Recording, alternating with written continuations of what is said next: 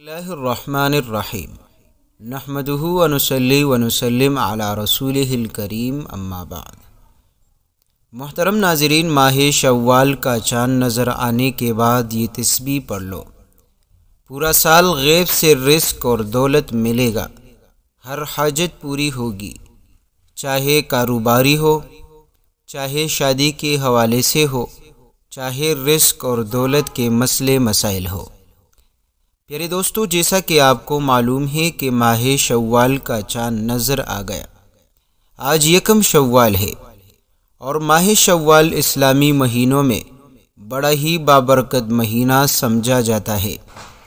پیارے دوستو، اس مہینے میں روزہ رکھنے کی بھی بڑی فضائل وارد ہوئے ہیں، جیسا کہ حدیث پاک میں آتا ہے۔ حضرت ابو ایوب انصاری رضی اللہ عنہ سے روایت ہے، وہ بیان کرتے ہیں کہ رسول اللہ صلی اللہ علیہ وسلم نے فرمایا، جو شخص رمضان المبارک کے روزے رکھے پھر اس کے بعد شوال کے 6 روزے رکھے، گویا اس نے عمر بھر کے روزے رکھے۔ سبحان اللہ۔ پیارے دوستو، ایک دوسری حدیث شریف میں بھی رسول اللہ صلی اللہ علیہ وسلم کا ارشاد مبارک ہے۔ حضرت ثوبان رضی اللہ عنہ روایت کرتے ہیں کہ انہوں نے رسول اللہ صلی اللہ علیہ وسلم کو یہ فرماتے ہوئے سنا کہ اللہ تعالیٰ ایک نیکی کو 10 گنا زیادہ کر دیتا ہے، اور رمضان کا ایک مہینہ ثواب کے اعتبار سے 10 مہینے کے برابر ہے، اور عید الفطر کے بعد 6 دن روزہ رکھنے سے 60 دن کے صیام کا ثواب ملا، اور یوں پورا سال روزہ رکھنے کا ثواب مل جاتا ہے۔ ایک اور حدیث پاک میں آتا ہے، حضرت ثوبان رضی اللہ عنہ سے مروی ہے کہ رسول اللہ صلی اللہ علیہ وسلم نے فرمایا، رمضان کے روزے 10 مہینوں کے روزے کے برابر ہے کہ ایک کے نیکی کا اجر 10 گنا تک ملتا ہے، اور شوال کے 6 روزے 2 مہینوں کے برابر ہے، لہٰذا یہ کل ملا کر پورے سال کے روزے ہو گئے۔ حضرت عبداللہ ابن عمر رضی اللہ عنہما بیان کرتے ہیں کہ رسول اللہ صلی اللہ علیہ وسلم نے فرمایا ہے، جس شخص نے رمضان المبارک کے روزے رکھے اور اس کے بعد شوال کے 6 روزے رکھے تو وہ اپنے گناہوں سے ایسے پاک ہو گیا جیسے اپنی پیدائش کے دن تھا۔ تو محترم ناظرین، یہ ماہ شوال میں روزہ رکھنے کی چند فضائل تھے جو میں نے آپ دوستوں کی خدمت میں پیش کیے۔ میرے دوستو، اب یہ روزہ رکھنے کا جو طریقہ ہے اور آپ نے اس ماہ شوال کا جو تسبیح ہے وہ کس طرح کرنا ہے، مکمل طریقہ جاننے کے لیے آپ نے ویڈیو کو آخر تک ضرور دیکھنی ہے۔ اور اس سے پہلے آپ دوستوں سے گزارش ہے کہ اس ویڈیو کو ثواب کی نیت سے دوسرے مسلمان بہن اور بھائیوں کے ساتھ ضرور شیئر کیا کرے۔ اگر وہ بھی آج سے روزہ رکھنے کی ارادہ کرے اور روزہ رکھے اور یہ تسبیح پڑھے تو انشاءاللہ آپ کو پورا ثواب ملے گا، کیونکہ حدیث پاک میں آتا ہے، من دل علی خیر، جو بندہ کسی دوسرے مسلمان کو کسی خیر کام کی رہنمائی کرے تو اس کے لیے بھی رہنمائی کرنے والے کے برابر، یعنی جس نے یہ عمل کیا ہے اس رہنمائی کرنے والے کو بھی اسی جیسا اجر اللہ عطا کرے گا۔ تو محترم ناظرین، طریقہ کار انشاءاللہ ہم آپ کو بتائیں گے کہ آپ نے یہ وظیفہ کس طرح کرنا ہے اور آپ نے شوال کے 6 روزے کب اور کتنے رکھنے ہیں۔ محترم ناظرین، آج ہم آپ کو ماہ شوال کا ایک چھوٹا سا عمل بتائیں گے جو کہ آپ کی زندگی میں بڑا کام آئے گا۔ یہ وظیفہ کوئی مشکل کو باقی نہیں چھوڑتا، بڑی سی بڑی حاجتیں ہو تو فوراً پوری کرا دیتی ہے، کاروباری بندشیں ہو، کاروباری رکاوٹیں، بے روزگاری ہو، گھروں میں لڑائی جھگڑے ہو، بے برکتی ہو، نحوستیں ہو، یا مالی بحران ہو، یا کالی غربت کا بسیرا ہو، قرض پہاڑ جتنا ہو، بیماری لا علاج ہو، ٹینشن ڈپریشن ہو، تو آئیے آج کا یہ وظیفہ پڑھ کر آپ معجزہ دیکھ لیں۔ انشاءاللہ ان تمام تر پریشانیوں، ان تمام تر مشکلات سے رب کریم آپ کو نکال دے گا۔ پیارے دوستو، سب سے پہلا وظیفہ کیا ہے کہ آپ نے وظیفہ کس طرح کرنا ہے۔ پیارے دوستو، آپ نے جب بھی ان 6 ایام میں روزہ رکھے تو آپ اس تسبیح کا ورد خواہ مخواہ کریں، یعنی لازمی آپ جو ہے اس تسبیح کا ورد کریں۔ باقی آپ جب چاہے آپ آج سے اس وظیفے کو پڑھنا شروع کریں۔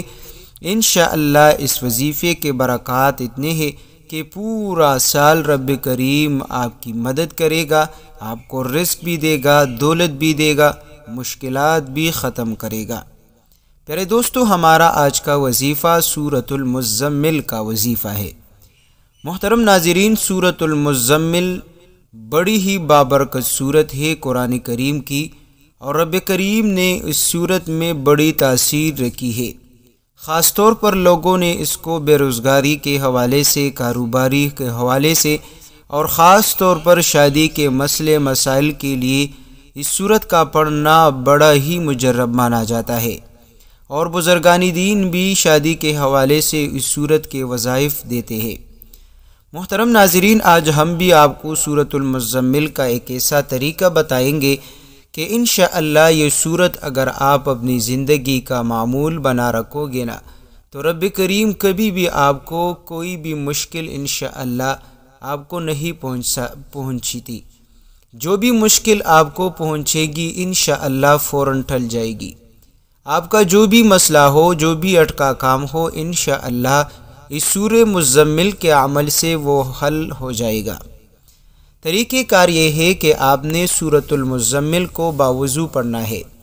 اگر آپ کا وضو ہے تو بہتر، ورنہ اچھے طریقے سے وضو بنا لے، اور آپ کسی خاص جگہ تنہائی میں بیٹھ کر، جہاں آپ کے وظیفے پر کوئی بات یا کام اثر نہ کرے، تو آپ کسی خاص جگہ بیٹھ کر، تنہائی میں بیٹھ کر آپ درود شریف کا اہتمام کریں۔ درود شریف آپ چاہے 3 مرتبہ، 1 مرتبہ، 5، 7، 11 جتنی آپ نے پڑھنی ہے، لیکن پڑھنی تک عدد میں آپ نے درود شریف کا اہتمام کرنی ہے۔ پھر درمیان میں پیارے دوستو آپ نے سورۃ المزمل کو پڑھنی ہے۔ یہ سورہ مزمل قرآن کریم کی 29ویں پارے میں موجود ہے۔ پیارے دوستو، آسان سا طریقہ یہ بھی ہے کہ اگر آپ جو ہے آپ کو قرآن یاد نہیں، آپ ناظرہ خواہ ہے صرف، اور آپ کو یہ سورت معلوم نہیں، تو آپ گوگل پر سرچ کر کے آپ کے لیے تمام تر ڈیٹیل نکال کر آپ قرآن میں وہ جگہ ڈھونڈ لیں، اور اپنے سامنے قرآن رکھتے ہوئے آپ یہ تسبیح پڑھنا شروع کریں۔ تو پیارے دوستو، آپ نے درود شریف کے بعد 7 مرتبہ سورۃ المزمل کی تلاوت کرنی ہے۔ اس کے بعد رب کریم کے 2 ایسے نام آپ نے پڑھنے ہیں کہ جس میں رب کریم نے اتنی طاقت رکھی ہے، اتنی طاقت رکھی ہے، یقین مانیے کہ اگر میں آپ کو اس کے فضائل اور اس کے وظائف سنانا شروع کروں تو بڑا وقت لگے گا۔ پیارے دوستو، وہ 2 لفظ، وہ 2 مبارک نام یا لطیف یا ودود ہے۔ یہ دونوں لفظ محبت کے حوالے سے بھی بڑا ہی اکسیر مانا جاتا ہے۔ یا اگر آپ کا کسی کے پاس کوئی کام ہے جس کو آپ پورا کرنا چاہتے ہیں، لیکن وہ شخص آپ کے ساتھ ٹال مٹول کرتا ہے، تو انشاءاللہ اس عمل کے ذریعے سے رب کریم اس کا دل نرم کرے گا، اور انشاءاللہ آپ کا وہ کام وہ شخص کرا دے گا۔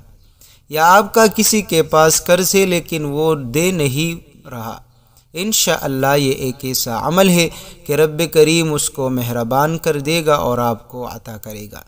یا کوئی شخص ہے جو آپ کو تنگ کرتا ہے، آپ کو تکلیف پہنچاتا ہے، چاہے زبان سے ہو، ہاتھ سے ہو، یا مالی نقصان پہنچا رہا ہے، تو رب کریم کے یہ 2 نام اتنے بڑے تاثیر والے ہیں کہ اس کے پڑھنے سے چاہے آپ کا بڑا ہی دشمن کیوں نہ ہو، انشاءاللہ وہ مہربان ہو کر اس کے دل میں رب کریم آپ کی محبت، مہربانی، شفقت ڈال کر وہ آپ کا دوست بن جائے گا۔ وہ اپنی دشمنی کو ختم کر کے آپ سے محبت کرنا شروع ہو جائے گا۔ پیارے دوستو، بڑے فضائل والے یہ 2 مبارک نام ہیں، تو آپ نے 7 مرتبہ سورۃ المزمل پڑھ کر آپ نے 101 مرتبہ یا لطیف یا ودود پڑھنی ہے۔ پھر آخر میں آپ دوستوں نے دوبارہ درود شریف کا اہتمام کرتے ہوئے آپ نے جو ہے دعا کرنی ہے۔ پیارے دوستو، جو بھی آپ کا مقصد ہوگا، جو بھی آپ کی ضرورت ہوگی، آپ اسی کے خاطر ہاتھ اٹھا کر دعا مانگ لیجئے۔